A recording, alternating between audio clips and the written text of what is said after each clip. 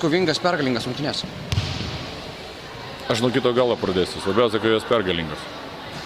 Buvo daug broko, daug kovos. Džiaugiuosi vyrų kovingumu.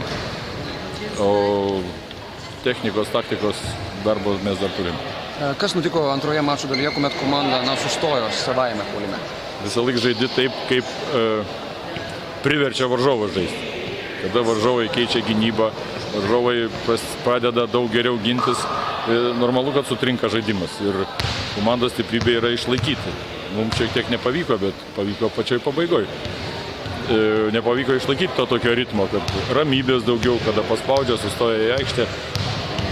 Reikia tiesiog daugiau proto, ne deriniai žaisti, o daugiau skaityti krepšinį. Tai mums dar mokytis, todėl kad mes mažai turėjom šansų 5 prieš 5 treniruotis, tai čia toks ir yra skaitinis, ką darysim šitoj situacijai ir ką darysim šitoj.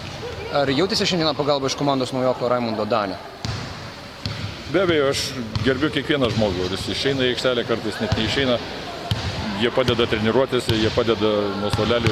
Galvoju, kiekvienas žmogus, kuris sėdi ant suolelio, jisai pasiruošęs padėti. Ir nereikia skaičiuoti, kiek jis taškų pelnė ir ką jis padarė.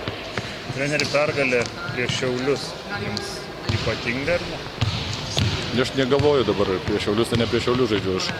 Aš noriu, kad Juventus laimėtų. Dar viena paslaptis yra, kaip jums išeina būti tokiam ramiam rungtynių metu, nes čia žmonės susirinkę spėliojo, kaip treneris gali taip ramiai sėdėti ant suolelio savyje viską laikant? Nemanau, gal gyvenimiška patirtis, gal tėvų genai, kad nervai ne viską lemia ir čia tas šokinėjimas, ar dar kažkas tai ne visada įkvėpia žaidėjus. Gal kai tik ramybės reikia, kad išliktum ramus sudėtingose situacijose. Paskutinė ataka buvo Spencerį numatyta? Taip.